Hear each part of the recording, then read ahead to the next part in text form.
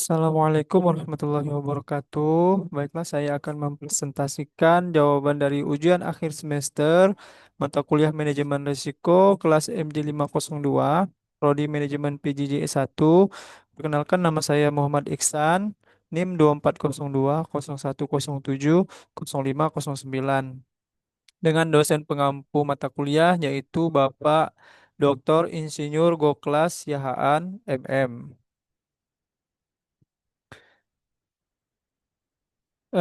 Saya akan mempresentasikan review dari artikel terpublikasi.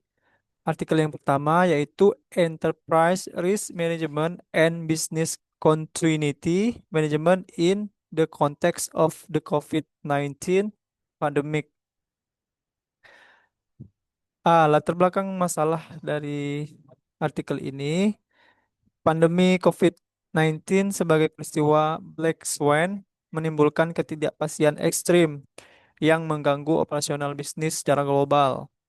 Banyak perusahaan gagal bertahan karena tidak memiliki integrasi yang kuat antara Enterprise Risk Management atau ERM dan Continuity Management atau BCM, sehingga respons terhadap krisis menjadi lambat dan tidak terstruktur. B. Tujuan penelitian. Tujuan dari penelitian ini adalah menganalisis hubungan antara tingkat kematangan ERM dengan efektivitas BCM dalam meningkatkan ketahanan dan keberlanjutan bisnis selama krisis pandemi. C. Metode yang digunakan. Ada yang pertama analisis literatur sistematis, yang kedua observasi terhadap berbagai framework manajemen risiko, yang ketiga, evaluasi data sekunder atau laporan tahunan perusahaan publik. Yang keempat, perbandingan tingkat kematangan ERM dan performa berkelanjutan bisnis.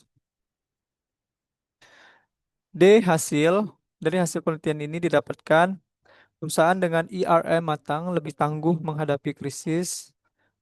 Terus integrasi ERM dan BCP mempercepat pengambilan keputusan. Selanjutnya, hasilnya adalah koordinasi antar departemen lebih efektif. Kerugian finansial jangka panjang dapat ditekan. Implikasi.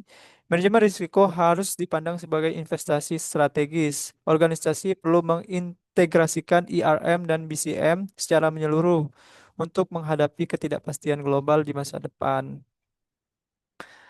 Artikel yang kedua yaitu Digital Transformation and Operational Risk Management in Banking. Latar belakang dari penelitian ini yaitu transformasi digital di sektor perbankan, AI, cloud computing, big data, meningkatkan efisiensi, tetapi juga memperbesar resiko cyber. Resiko operasional menjadi semakin kompleks dan sistemik. B. Tujuan penelitian adalah untuk menganalisis dampak transformasi digital terhadap risiko operasional perbankan, serta pentingnya penerapan cyber resilience. C.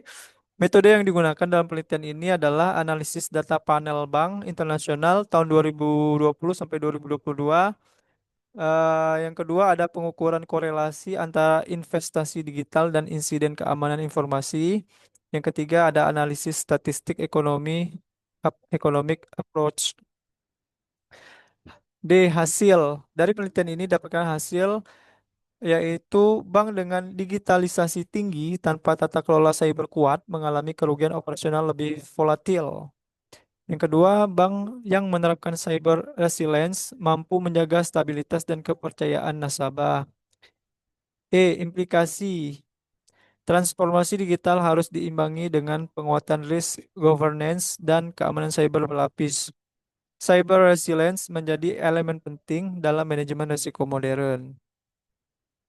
Artikel yang ketiga yaitu Supply Chain Risk Management and Resilience Strategies. Latar belakang masalah dari penelitian ini adalah model rantai pasok global yang terlalu lean terbukti rentan saat pandemi. Ketergantungan pada satu pemasok menyebabkan gangguan operasional besar. B. Tujuan dari penelitian ini adalah mengevaluasi strategi pemulihan dan ketahanan rantai pasok pasca pandemi melalui konsep viable supply chains. C. C. Metode yang digunakan adalah simulasi dan pemodelan sistematis, analisis skenario gangguan rantai pasok, dan pengujian efektivitas berbagai strategi inti mitigasi. D. Hasil.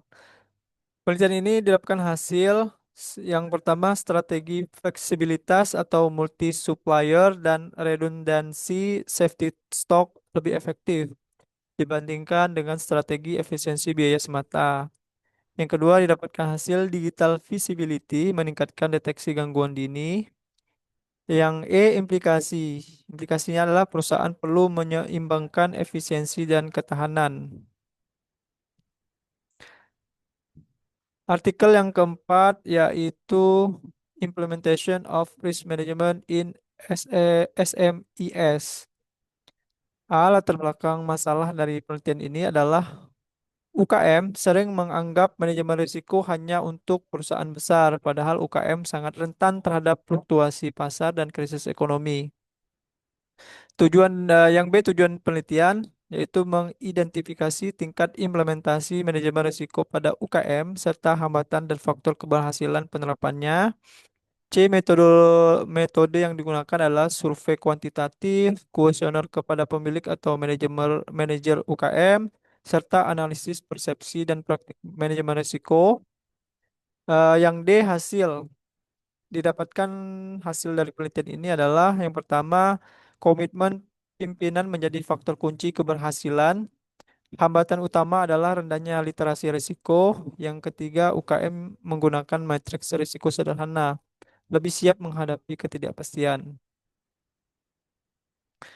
Yang artikel yang kelima yaitu The Role of ESG Risk in Corporate Financial Performance. Latar belakang masalah dari penelitian ini yang A adalah risiko lingkungan, sosial, dan tata kelola ESG semakin mempengaruhi nilai perusahaan.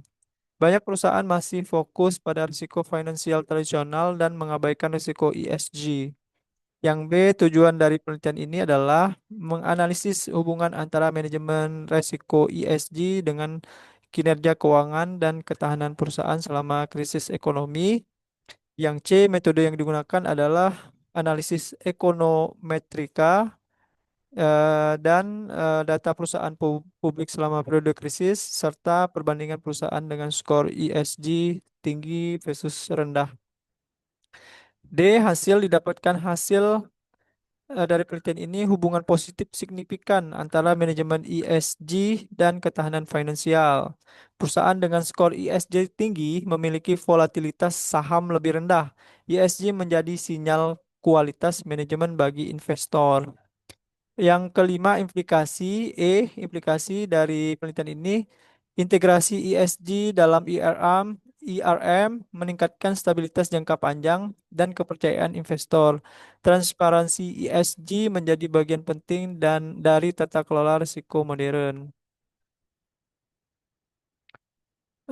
Demikianlah presentasi dari saya. Saya ucapkan terima kasih. Semoga bermanfaat. Assalamualaikum warahmatullahi wabarakatuh.